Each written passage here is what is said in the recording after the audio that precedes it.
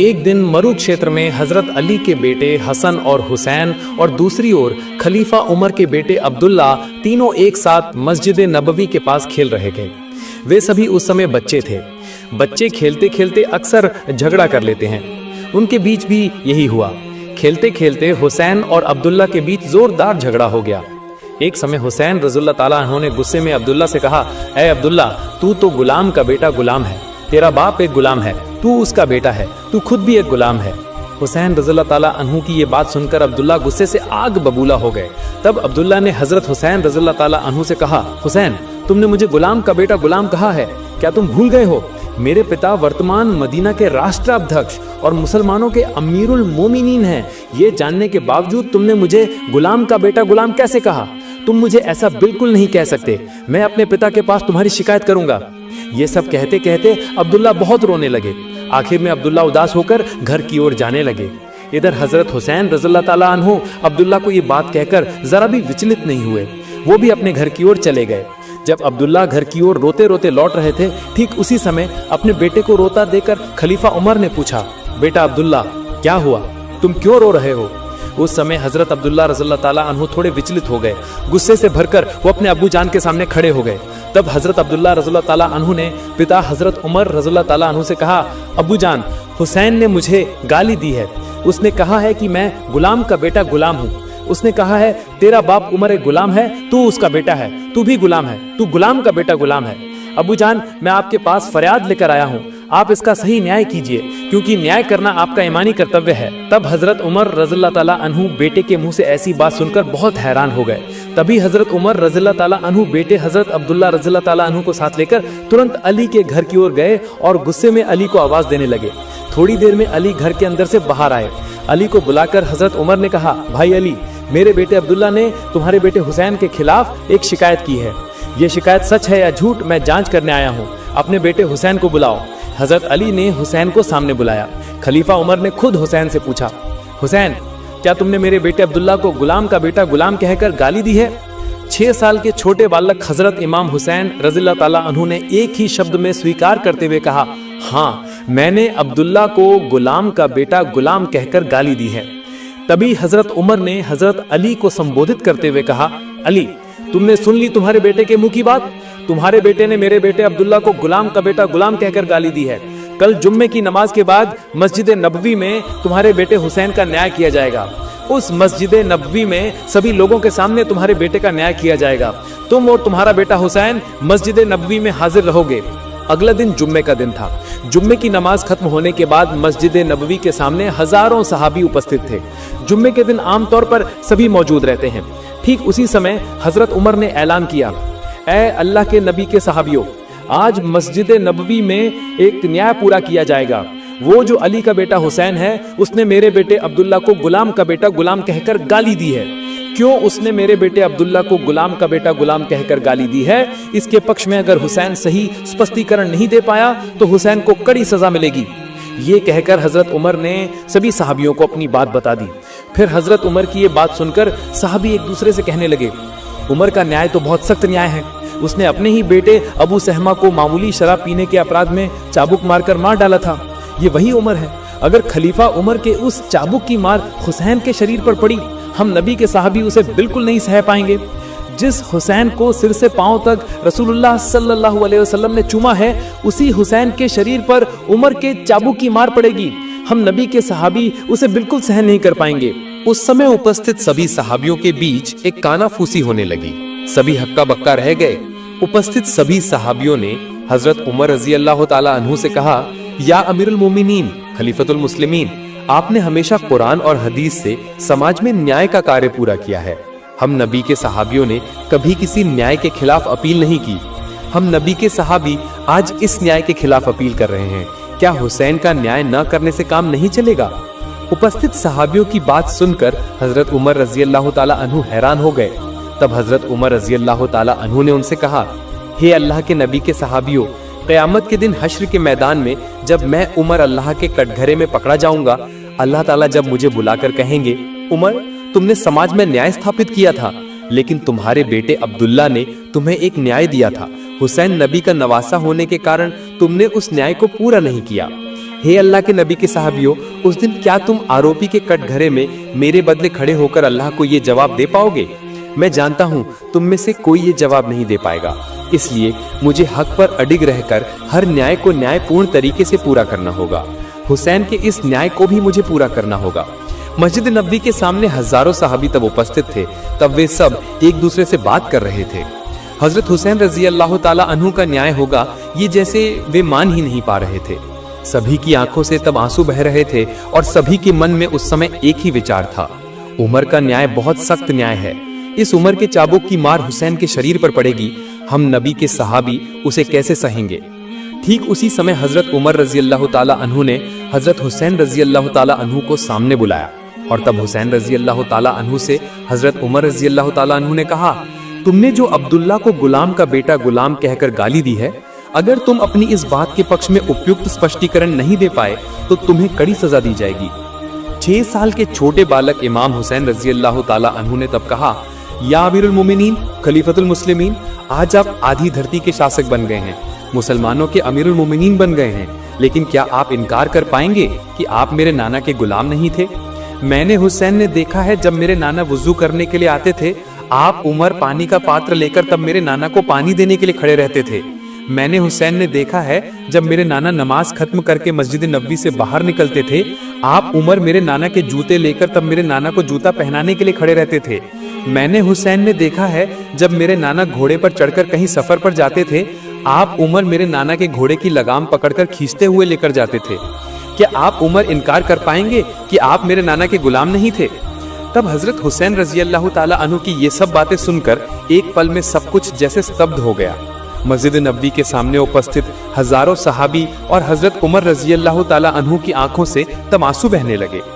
तब हजरत उमर रजी अल्लाह ताला अन्हु छोटे बच्चे की तरह फूट फूट कर रोने लगे और उस समय हजरत हुसैन रजी अल्लाह ताला अन्हु से कहा, बेटा हुसैन, क्या तुम किसी कागज पर लिखकर दे सकते हो कि मेरे नाना मोहम्मदुर रसूलुल्लाह का गुलाम था खलीफा उमर? तब हजरत हुसैन रजी अल्लाह ताला अन्हु ने हजरत उमर रजी अल्लाह ताला अन्हु से कहा, हाँ, मैं जरूर लिख कर दे सकता हूँ। हजरत हुसैन रजी अल्लाह ताला अन्हु ने तब एक कागज पर लिख दिया, मेरे नाना मोहम्मदुर रसूलुल्लाह का गुलाम था खलीफा उमर।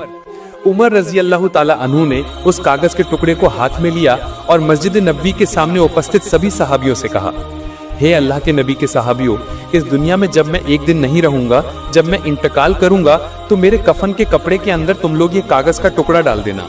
कयामत के दिन हश्र के मैदान में जब मैं उमर अल्लाह ताला के कटघरे में खड़ा हो जाऊंगा, अल्लाह ताला जब मुझे बुलाकर कहेंगे, उमर, तुमने समाज में न्याय स्थापित किया था, लेकिन तुम्हारे बेटे अब्दुल्ला ने तुम्हें एक न्याय दिया था, हुसैन नबी का नवासा होने के कारण तुमने उस न्याय को पूरा नहीं किया। हे अल्लाह के नबी के सहाबियों, उस दिन क्या तुम आरोपी के कटघरे में मेरे बदले खड़े होकर अल्लाह को ये जवाब दे पाओगे?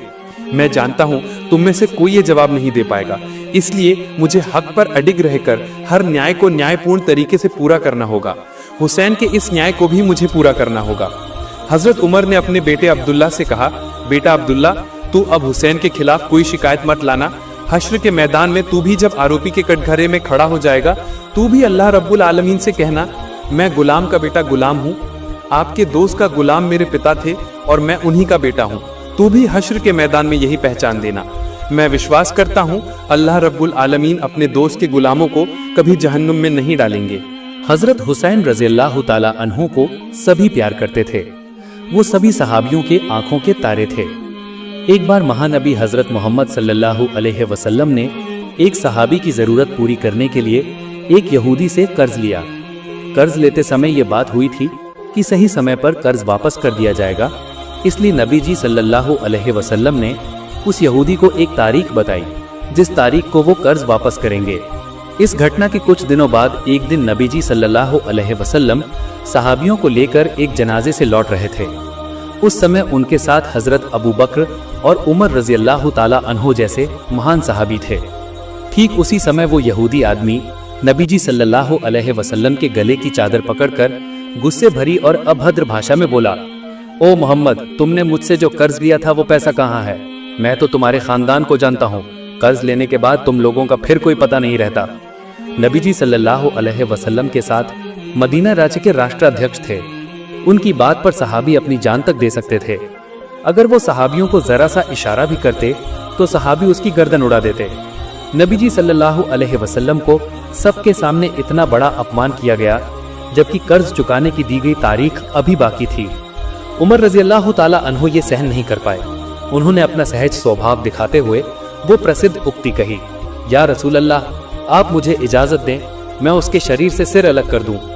हजरत उमर इस मामले में जितने शक्तिशाली थे उतने ही वो न्यायप्रिय भी थे। जिस तरह उस आदमी ने महानबी सल्लल्लाहु अलैहि वसल्लम की चादर पकड़कर अपमान किया था, महानबी चाहते तो उस आदमी को सजा दे सकते थे, लेकिन उन्होंने उल्टा उमर रजी अल्लाह ताला अन्हु से कहा, उमर, तुमसे तो उत्तम व्यवहार की उम्मीद की जाती है। तुम्हें इस तरह कहने के बजाय मुझे ये कहना चाहिए था कि आप उसका कर्ज चुका दें, या यहूदी आदमी से कहना चाहिए था कि आप सुंदर तरीके से कर्ज की बात कह सकते थे।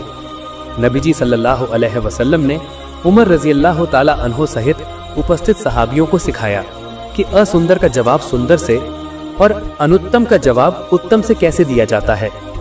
इसके बाद रसूल सल्लल्लाहु अलैहि वसल्लम ने उमर रजी अल्लाह ताला अन्हु को निर्देश दिया, उमर, जाओ उसके साथ और उसे उसका कर्ज चुकाने के बाद और 32 किलो खजूर देना, क्योंकि तुमने उसे डराया है। उमर रजी अल्लाह ताला अन्हु यहूदी को साथ लेकर गए और उसे उसका देय कर्ज अदा किया और साथ में लगभग 32 किलो खजूर और दिए। ऐसी घटना के बाद यहूदी तो हैरान रह गया। एक तो उसने समय से पहले अपने पैसे मांगे, ऊपर से सबके सामने नबी जी सल्लल्लाहु अलैहि वसल्लम का अपमान किया। फिर भी नबी जी सल्लल्लाहु अलैहि वसल्लम ने उसे उसका कर्ज दिया और साथ में 32 किलो खजूर और दिए। इसलिए उस यहूदी ने पूछा, ये अतिरिक्त क्यों? उमर रजी अल्लाह ताला अन्हु ने कहा, क्योंकि मैंने तुम्हें धमकी दी थी, उसके कफ्फारे के तौर पर नबी जी सल्लल्लाहु अलैहि वसल्लम ने ये देने को कहा है। ये सुनकर वो आदमी बोला, उमर, क्या तुम जानते हो मैं कौन हूँ? उमर रजी अल्लाह ताला अन्हु ने कहा, नहीं, मैं नहीं जानता तुम कौन हो। उस आदमी ने कहा, मैं ज़ैद इब्ने सुना हूँ। उसका नाम सुनकर उमर रजी अल्लाह ताला अन्हु की आंखें खुली रह गईं। ज़ैद इब्ने सुना मदीना का वो प्रसिद्ध यहूदी रब्बी था। उमर रजी अल्लाह ताला अन्हु उसका नाम जानते थे, लेकिन वो यही आदमी है ये वो नहीं जानते थे। ज़ैद इब्ने सुना ने कहा, हाँ, मैं वही यहूदी रब्बी हूँ। हमारी धर्म ग्रंथों के अनुसार मोहम्मद के नबी होने के प्रमाणों की जितनी भी भविष्यवाणियां मिलती हैं, वो सब मैंने उनके अंदर पाली थी। केवल 2 चीजों का परीक्षण करना बाकी था। वे 2 थीं, मोहम्मद को कोई गुस्सा दिलाए तो वो सहनशीलता दिखाएंगे, कोई मूर्ख उनके पास आकर मूर्खों जैसा व्यवहार करेगा तो वो उस मूर्ख के साथ अच्छा व्यवहार करेंगे, यानी वो बुराई का जवाब भलाई से और अनुत्तम का जवाब उत्तम से देंगे। ज़ैद इब्ने सुना ने नबी जी सल्लल्लाहु अलैहि वसल्लम में वे दोनों गुण इस बार देख लिए। उन्होंने नबी जी सल्लल्लाहु अलैहि वसल्लम को गुस्सा दिलाया, फिर भी नबी जी सल्लल्लाहु अलैहि वसल्लम ने उन पर गुस्सा नहीं किया, उल्टा उनके कर्ज के पैसे के बदले उन्हें ज्यादा दिया। अब ज़ैद इब्ने सुना ने कहा, उमर, तुम गवाह रहो, मैंने अल्लाह को अपना रब मान लिया है, इस्लाम को अपना धर्म मान लिया है और मोहम्मद रसूल अल्लाह सल्लल्लाहु अलैहि वसल्लम को अपना नबी मान लिया है। मेरे पास बहुत दौलत है, मैंने अपनी धन संपत्ति इस्लाम के रास्ते में दान कर दी। एक बार हजरत अबू बकर रजी अल्लाह ताला अन्हु और हजरत उमर रजी अल्लाह ताला अन्हु 3 दिन से नबी जी को ढूंढ नहीं पा रहे थे। आखिरकार हजरत अबू बकर और हजरत उमर मुनाफिकों यानी पाखंडियों के पास गए। मुनाफिकों के पास जाकर हजरत उमर ने तलवार लहराई और बोले, हे मुनाफिकों के बच्चों, मेरे नबी कहीं नहीं मिल रहे हैं, तुम बताओ मेरे नबी जी कहाँ हैं, वरना मैं तुम सबको आज कत्ल कर दूंगा। तब मुनाफिक कहने लगे, हे उमर, यकीन करो हमने तुम्हारे नबी को कहीं नहीं देखा है। तब हजरत अबू बकर रजी अल्लाह ताला अन्हु ने उमर से कहा, उमर, चलो हम सामने वाले रास्ते पर जाकर देखते हैं जहाँ कुछ चरवाहे रहते हैं, उनसे पूछने पर शायद दया के नबी की खबर मिल जाए। इसके बाद वे दोनों आगे की ओर चलने लगे। कुछ दूर जाने पर उन्होंने कुछ चरवाहे देखे। हजरत उमर रजी अल्लाह ताला अन्हु ने चरवाहे से पूछा, क्या तुमने हमारे विश्व नबी को इस ओर से जाते देखा है? तब चरवाहों में से एक चरवाहा बोला, आज 3 दिन से पास की गुफा में एक आदमी रोता चला आ रहा है। उसके रोने के कारण हमारे पशुओं ने आज 3 दिन से कोई घास या पानी नहीं पिया है। बच्चे दूध नहीं पी रहे हैं, दूध को मुंह नहीं लगा रहे हैं। ऐसा लग रहा है जैसे हमारे पशु भी 3 दिन से रो रहे हैं। भाई, तुम अपने आदमी को लेकर जाओ, तब शायद हमारे पशु पहले की तरह खाना शुरू कर दें। अब हजरत अबू बकर रजी अल्लाह ताला अन्हु ने हजरत उमर से कहा, उमर, जिसकी आवाज सुनकर पशु पक्षी तक खाना पीना छोड़ चुके हैं, वो और कोई नहीं होगा, वो हमारे नबी हजरत मोहम्मद सल्लल्लाहु अलैहि वसल्लम ही होंगे। तब हजरत अबू बकर नबी की तलाश में गुफा की ओर चले।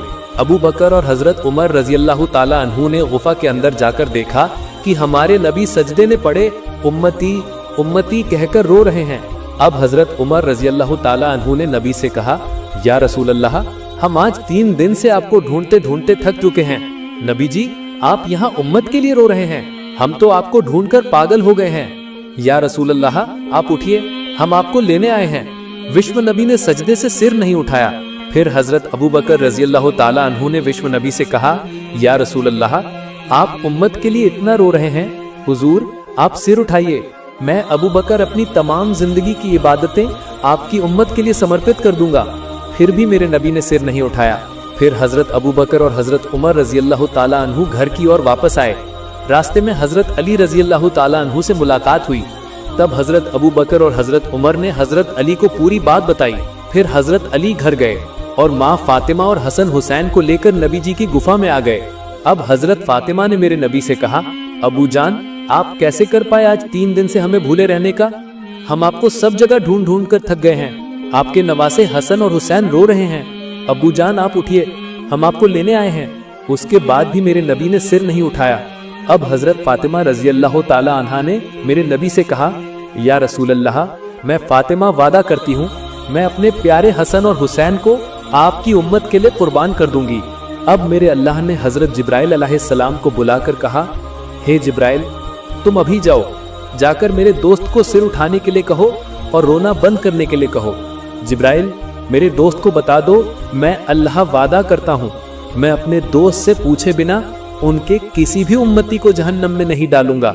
इसके बाद जिब्राइल अलैहिस्सलाम अल्लाह के नबी के पास आए और अल्लाह रब्बुल आलमीन की बातें नबी को सुना दी। मेरे नबी ने तब सिर उठाया। एक बार उम्मे ऐमन किसी काम से हजरत फातिमा रजी अल्लाह ताला अन्हा के घर गईं। फातिमा रजी अल्लाह ताला अन्हा के दरवाजे के सामने जाकर उम्मे ऐमन ने आवाज दी, लेकिन अंदर से किसी ने कोई जवाब नहीं दिया।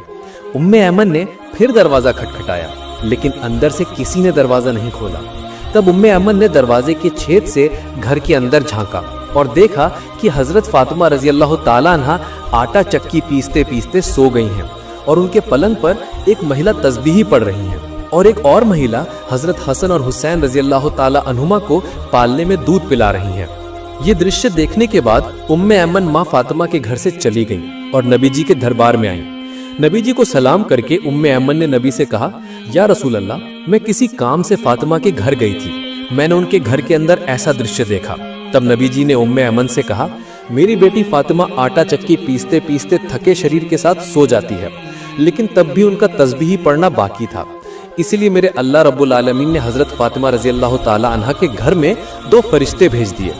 एक फरिश्ते ने फातिमा के अधूरे काम किए और दूसरे फरिश्ते ने हजरत हसन और हुसैन रजी अल्लाह ताला अन्हुमा को पालने में सुला दिया।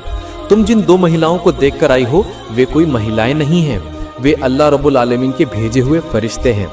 तब उम्मे ऐमन ये सुनकर अल्लाहु अकबर कहकर नबी जी के दरबार से बाहर चली गई और कुछ दिन बाद विश्व नबी हजरत फातिमा रजी अल्लाह ताला अन्हा के घर फातिमा से मिलने गए। जब नबी ने फातिमा के घर में प्रवेश किया तब फातिमा का चेहरा बहुत उदास दिख रहा था। हमारे नबी ने फातिमा से पूछा, बेटी क्या तुम बीमार हो? तुम्हारा चेहरा इतना उदास क्यों दिख रहा है? तब माँ फातिमा ने कहा, अब्बू जान, मैं बीमार नहीं हूँ, लेकिन आज 2 दिन से मेरे घर में चूल्हे पर आग नहीं जली है। आज 2 दिन से आपके प्यारे नवासे हसन और हुसैन भूख की तड़प में दोनों भाई गले मिलकर रो रहे हैं। तब हमारे नबी ने फातिमा से कहा, बेटी दुखी ना हो, धैर्य रखो, अल्लाह रब्बुल आलमीन हमारे साथ हैं। ये कहकर विश्व नबी माँ फातिमा के घर से बाहर चले गए। अगले दिन एक सौदागर ने हजरत अली रजी अल्लाह ताला अन्हु को एक काम के लिए बुलाया। काम ये था कि उस सौदागर का सामान उसके ऊपर से उठाकर घर तक पहुंचाना था। हजरत अली रजी अल्लाह ताला अन्हु को इस काम के बदले कुछ दिरहम मिले। इन दिरहमों को लेकर वो दुकान पर गए, फिर दुकान से कुछ आटा लेकर माँ फातिमा को दिया। तब थकी शरीर के साथ हजरत अली रजी अल्लाह ताला अन्हु सो गए। माँ फातिमा ने आटे को चक्की में पीस कर उससे रोटी बनाई, फिर हजरत अली को नींद से जगाया और सबने मिलकर रोटी खाई। सभी के खाना खत्म करने के बाद माँ फातिमा ने कुछ रोटियां फिर नबी जी के लिए लेकर आई। माँ फातिमा ने नबी जी को रोटियां देकर कहा, अब्बू जान आप ये रोटियां खाएं। अब्बू जान आज 2 दिन बाद हमारे नसीब में कुछ रोटियां आई हैं। हमारे नबी ने 3 दिन भूखे रहने के बाद रोटियां खाई और फिर माँ फातिमा से कहा, बेटी आज 3 दिन बाद मैंने तुम्हारे हाथ की रोटी खाई है। ये घटना विश्व नबी के दुनिया से चले जाने के बाद की है। नबी जी के दुनिया से चले जाने के 2 दिन बाद हजरत अबू बकर रजी अल्लाह ताला अन्हु अकेले कहीं पैदल जा रहे थे। रास्ते में उन्होंने देखा कि सामने इब्लीस शैतान खड़ा रो रहा है। तब हजरत अबू बकर ने इब्लीस से पूछा, हे इब्लीस, तुम क्यों रो रहे हो? अभी तो तुम्हारे खुशी के दिन हैं, विश्व नबी दुनिया से चले गए हैं। तब हजरत अबू बकर ने इब्लीस से कहा, भाई अबू बकर, नबी जी के दुनिया से चले जाने के कारण मैं इब्लीस भी हैरान हूँ, क्योंकि मैं जानता हूँ अल्लाह रब्बुल आलमीन ने मुझे जो सजा दी है, मेरा स्थान हमेशा के लिए जहन्नम है। क़यामत के बाद मुझे सारी जिंदगी जहन्नम की सजा भुगतनी होगी। जहन्नम की सजा के बारे में मैं जानता हूँ वो कितनी कठिन होगी। भाई अबू बकर, इसीलिए मैं हर समय हर पल विश्व नबी से मुलाकात करना चाहता था। मैं चाहता था कि विश्व नबी के माध्यम से अल्लाह रब्बुल आलमीन से माफ़ी मांगकर मेरे माफ़ होने का इंतज़ाम हो जाए। लेकिन जब भी मैं नबी जी के पास गया तब नबी जी के साथ कोई ना कोई मौजूद था। मुझे नबी जी कभी अकेले नहीं मिले। उसके बाद भी मैं नबी जी को अकेला पाने की कोशिश करता रहा। अब तो विश्व नबी दुनिया से चले गए हैं, मेरे माफ़ी का रास्ता भी हमेशा के लिए बंद हो गया है। यही सोचकर मैं रो रहा था। इसके बाद हजरत अबू बकर इब्लीस के मुंह से ये बात सुनकर धीरे धीरे आगे की ओर चलते गए। अल्लाह पाक हम सबको उनकी नाफरमानी और सभी प्रकार के गुनाह से हिफाजत फरमाए। प्रिय दर्शकों, वीडियो समाप्त करने से पहले एक छोटी सी गुजारिश है, कमेंट बॉक्स में आप लोग आमीन जरूर लिखिएगा। तो ये थी आज की घटना। नए नए वीडियो पाने के लिए हमारे चैनल को जरूर सब्सक्राइब करें। आशा है आप सभी अच्छे और स्वस्थ रहेंगे। अस्सलामु अलैकुम।